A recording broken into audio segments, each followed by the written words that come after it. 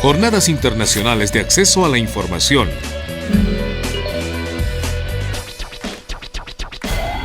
En primer lugar, de forma muy breve, creo que necesitamos conocer la realidad de dónde partimos, de dónde venimos. Conocemos que actualmente como la sociedad latinoamericana, los distintos países tienen distintos nexos comunes, como partimos de autocracias, caudilismo.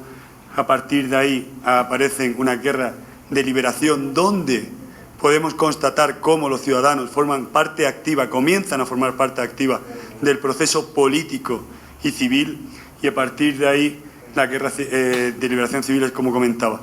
Entonces, podemos entender el tipo de democracia que tenemos ahora mismo. Hablábamos anteriormente de democracias deliberativas. Por supuesto que creo que ese sería uno de los puntos, de las metas, de ese faro en la lejanía al que deberíamos de llegar, pero tenemos que tener presente que democracias hay muchas, hay más de 50 democracias estipuladas teóricamente, y las democracias que tenemos aquí, a pesar de tener nexos comunes, como decían, también tienen particularidades.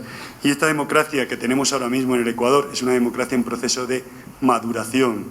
Entonces, para llegar a esa democracia deliberativa que hablábamos, y pasando evidentemente por un proceso participativo ciudadano, tenemos que abandonar un poco el concepto de representatividad y de abandono de nuestras funciones cívicas, políticas y sociales. Entonces, a partir de ahí, creo que debemos de ser críticos, constructivos, y saber que las características que definen a la región latinoamericana podemos dividirlas de forma breve. En primer lugar, por una disputa con relación al significado de la integración continental, porque a pesar de hablar de un continente unido a nivel económico, cultural, político y social, existen discrepancias que no permiten esta cohesión. Aunque se posean fines comunes, como el de crear una sociedad civil estable e equitativa y con un sentido crítico capaz de asumir el ejercicio responsable de ciudadanía, aún estamos en un proceso de maduración y, por decirlo de alguna forma, en el principio del camino. En segundo lugar, el embate con una cultura autoritaria y discriminatoria, ya que la política represora que ha existido a lo largo de la historia en América Latina ha provocado que las diferencias sociales, raciales, culturales y económicas hayan sido una constante hasta hoy en día. Prueba de ello es que en la actualidad América Latina sigue siendo una de las regiones con mayores diferencias sociales y económicas del mundo. En tercer lugar, las políticas neoliberales y sus consecuencias en la región, que han propiciado un incremento de las actitudes discriminatorias y segregadoras. La implantación de políticas neoliberales fueron un instrumento ideológico al servicio del capital privado, productor de un desarrollo dispar a favor de unas pequeñas minorías privilegiadas y en contra de una mayoría marginada, formada en su mayor parte por grupos socialmente subyugados como indígenas o población afrodescendientes. Este modelo en Latinoamérica se propuso a partir de los modelos liberales surgidos en Inglaterra, Francia o Estados Unidos y se aplicó sin ningún tipo de parámetro contextualizador basado únicamente en el trinomio formado por los núcleos político, moral y económico inherentes al liberalismo. En cuarto lugar, la crisis de la gobernabilidad. Aunque es una reacción que está sucediendo a nivel global en todo el mundo, en parte de los gobiernos mundiales se está produciendo una falta de liderazgo que los está llevando a unos índices de credibilidad cada vez menores dirigida hacia sus líderes políticos.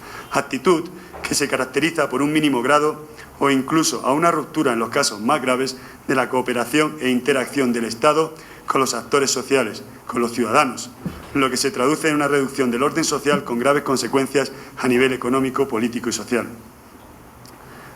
En quinto lugar, las innovaciones democráticas, que abren nuevos caminos e institucionalizan la participación ciudadana.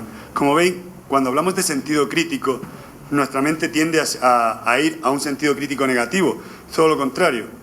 ¿Por qué? Porque partimos de que tenemos unas realidades que afectan directamente a la actualidad informativa o de la información o a la forma de llevar a cabo la comunicación en el país, pero también existen otros factores de carácter positivo, como este concepto que estamos hablando de innovaciones democráticas, porque la discriminación a la que nos referíamos en el punto 3 que estábamos hablando de esta serie se muestra en la capacidad y posibilidad de participación ciudadana, debido a que cuando se habla de comunicación un punto clave es la posibilidad de acceso de la población.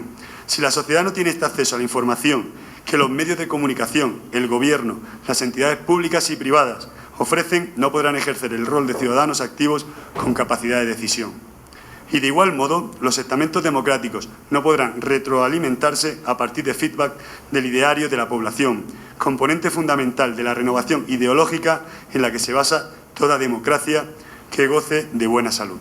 Por este motivo, el papel de la comunicación institucional de los gobiernos y las entidades públicas se hace cada vez más indispensable al actuar como elemento vertebrador y canalizador de la información elaborada, producida y dirigida a los ciudadanos.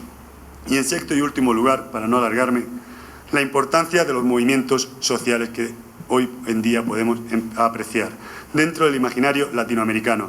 Han provocado una dinámica comunicacional donde todo forma parte del aparato social global. Aparato social que ha presionado por la creación de un nuevo escenario político basado en gobiernos de izquierdas y afianzados en unos potentes movimientos sociales de apoyo a estas.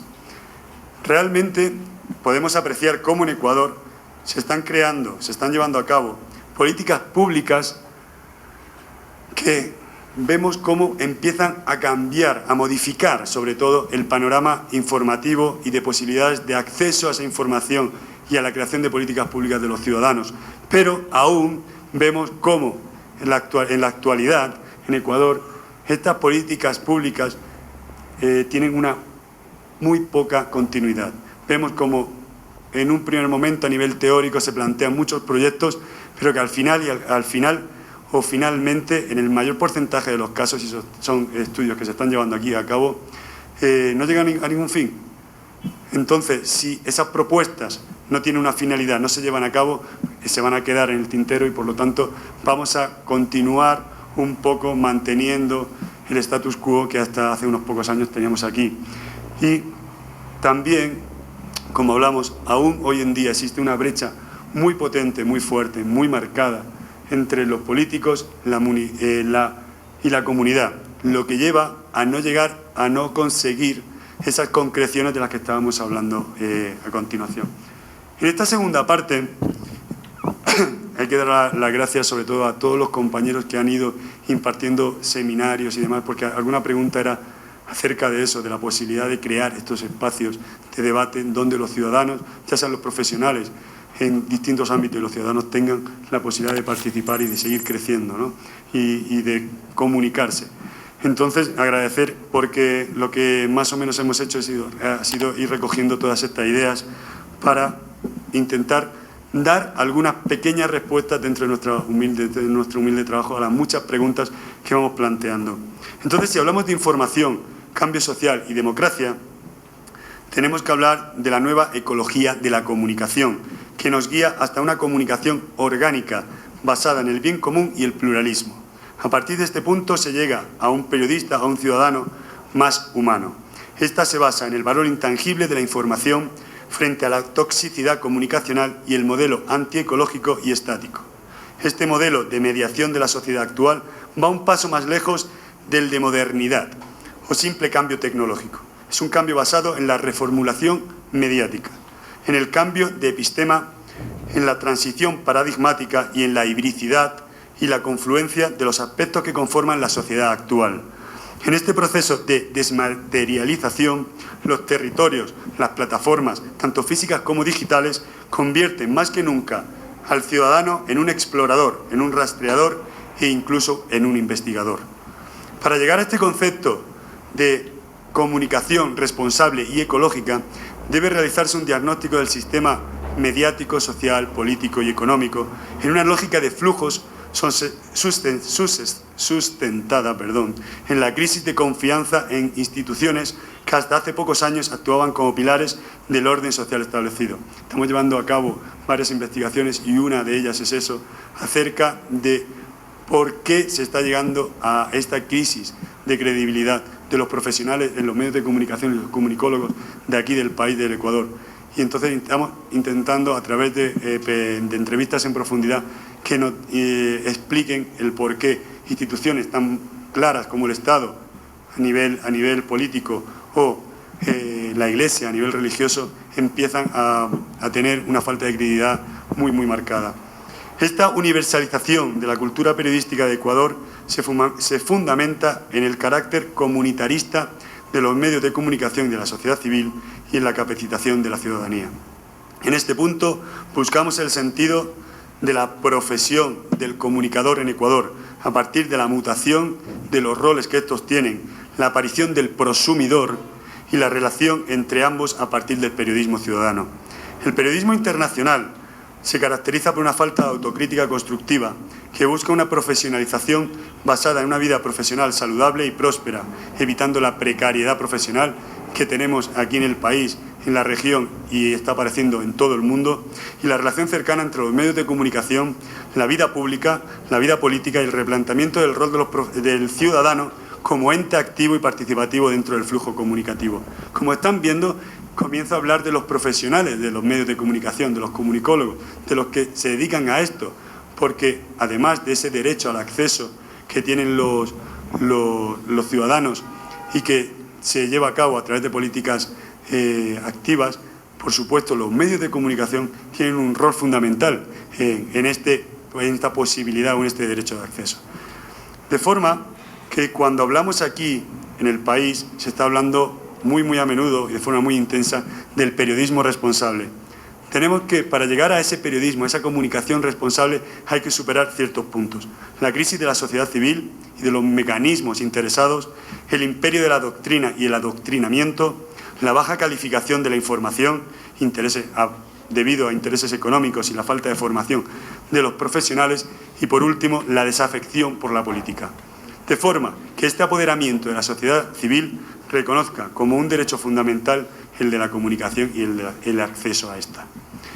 De forma, lo voy a decir muy brevemente, y esto son palabras, algunas de ellas recogidas de Francisco Sierra, del director de CIESPAL. Se habla de un periodismo diferente, de una forma de comunicar. Yo lo denomino periodismo reposado o periodismo narrativo, fundamentado en el diálogo y en la discusión frente al periodismo tautológico basado en la repetición y la sinonimia. Como me van quedando 10 minutitos, voy a intentar resumir esta última parte, porque de forma que en esta era inmaterial, como hablábamos, caracterizada por el cambio de dinámicas, se debe replantear la comunicación y ese tipo de comunicación responsable en torno al concepto de decrecimiento o vuelta atrás. Y ustedes me van a decir esto suena extraño. Más extraño le va a sonar cuando les diga que el modelo de comunicación, de los medios de comunicación y de las entidades en comunicación deben basarse a través de un proceso positivo en la contaminación, el conflicto y el mestizaje. Esto lo podemos debatir después, porque pueden ver cómo estos conceptos pueden tener una connotación positiva que puede enriquecer mucho el proceso de comunicación y las posibilidades de participación ciudadana. Entonces, vemos cómo la ciudadanía, a través de la capacitación, que es un debate muy intenso y que se puede realizar de muchas distintas formas, podemos hablar más sobre ello después, no solo a través de la educación directa y formal y estructural que tenemos en las academias, sino de otros modos. Y para ello nos podemos valer de las innovaciones tecnológicas de las que estábamos hablando. Entonces, de forma que todas las unidades que componen la ciudadanía actual comparten cada vez más las características de pertenencia, empatía y sinergia unos con los otros a partir del trinomio de red, de enjambre y de identidad colectiva. En este orden social, basado en la sinergia global-local, ese concepto famoso que se escucha ahora mucho que es el local, mantiene cada vez más un comportamiento en red basado en una organización holística sin un líder definido. Además del rechazo a una jerarquía vertical del que estábamos hablando, el abandono del concepto top-down en pro del cambio direccional bottom-up, porque también se es consciente que no existe ninguna orden o estructura de carácter horizontal al 100%. Teóricamente podemos hablar del concepto holístico, queda muy bonito, la horizontalidad, tenemos que buscar a ella, pero tenemos que saber y ser realistas, tener los pies en el suelo y ser conscientes de que eso es un horizonte al que tenemos que intentar llegar, pero evidentemente actualmente con la situación que tenemos es imposible. Entonces, esta sociedad comunal de lo procomún tiende a romper el binomio público-privado, que estábamos hablando antes del otro compañero, a favor de lo común, de la convergencia cultural, del colectivismo, a partir de una reapropiación cultural general y del fin de la reproducción del capital sin fin social. Me gustaría seguir, pero podemos comentarlo después, esta segunda parte, porque creo que hay partes muy interesantes y sobre todo cuando nos enfocamos aquí en Ecuador. Voy a terminar un parrafito más, me van a disculpar y ya me van a quedar unos 8 minutos. Porque un pilar básico de esta estructura social y comunicacional aquí en el Ecuador, definitoria de la cultura ecuatoriana y por ende latinoamericana, es la distribución de roles sociales y no de jerarquías a través de las mingas comunitarias. Quería hablar de esto, ¿por qué? De modo que el proceso de madurez cívica es más compleja en este sentido, porque cada uno de los componentes de la comunidad conoce a la perfección su rol y lo que depende de él como individuo social. Carácter fundamental en la estructura de toda sociedad moderna y, por supuesto, la ecuatoriana, y que se encuentra en un marcado proceso de retroceso y precariedad. Disculpen. A esta circunstancia de inestabilidad física se une la territorial. Hoy, más que nunca, el territorio abandona su carácter físico y estático en pro de una territorialidad virtual, basada en los conceptos de difusión y dinamismo. De modo que cada vez más las personas que componen una comunidad, un pueblo o una nación se muestra de forma más patente la falta de esa necesidad del territorio como factor de identidad personal que sí tenían sus ancestros.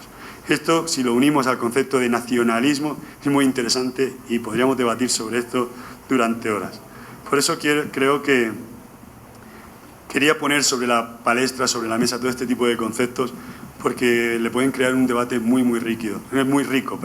Y como último, y en estos 5 minutos que me quedan, hablar y centrarme en los derechos de acceso a la información en América Latina.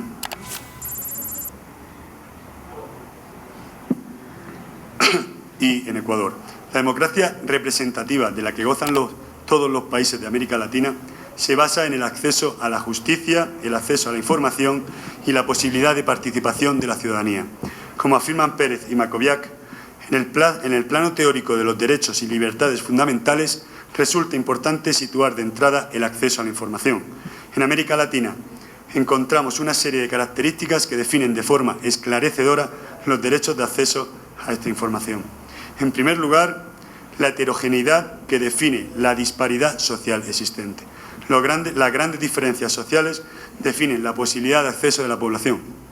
América Latina, aún hoy, es una de las regiones en el mundo con una de las mayores desigualdades de ingresos. Si lo vemos aquí, en este mapa, y vemos el coeficiente de Gini, donde 0 corresponde a la igualdad perfecta y 1 a la desigualdad total, vemos cómo tenemos motivos para ser optimistas, porque si vemos la región de Sudamérica y Centroamérica, pues podemos comprobar cómo aún siguen siendo algunos de los países con mayores diferencias. Pero, sin embargo, si nos centramos en Ecuador, vemos cómo se destaca y reducen esas diferencias.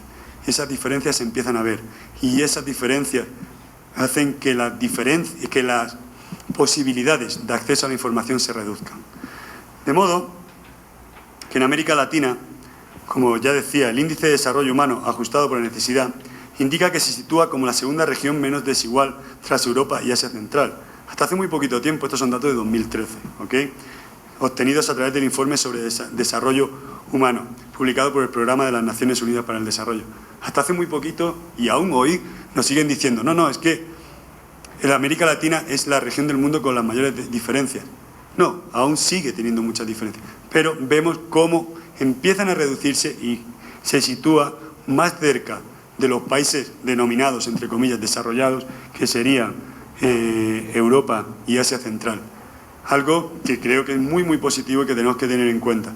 A pesar de ser críticos, tenemos que ser conscientes de dónde partíamos, como comentaba al principio, dónde estamos y tener muy claro a dónde queremos llegar. En la actualidad, el uso de las nuevas tecnologías, además, puede ayudar a reducir esta brecha entre ricos y pobres. Por este motivo, las instituciones públicas, incluidas las privadas, deben facilitar el acceso a información a toda la población. En segundo lugar, vemos cómo aún hoy podemos percibir la coexistencia de lo no contemporáneo. Existe esa asincronicidad. En América Latina conviven simultáneamente elementos del pasado con elementos actuales. Esta relación, que en un primer momento es no causal, provoca que, dependiendo del estrato social, estos grupos lleven a cabo las mismas o similares actividades, pero con recursos muy diferentes. Situación que determina las diferencias de acceso de determinados grupos. Un ejemplo muy sencillo sería el hecho de que hay una parte de la población que para llegar a las grandes ciudades sigue desplazándose a caballo, tracción animal, mientras que otra parte lo hace en automóvil. El resultado es el mismo, es llegar al lugar, ¿no? Pero claro, sin embargo, el modo de llevar a cabo este desplazamiento determina la operatividad y la efectividad a la hora de alcanzar el objetivo. Otro ejemplo, enfocado concretamente a la información, es los ciudadanos que poseen celulares sin ningún tipo de aplicación extra o que simplemente no cuentan con ellas, y los ciudadanos que poseen smartphone.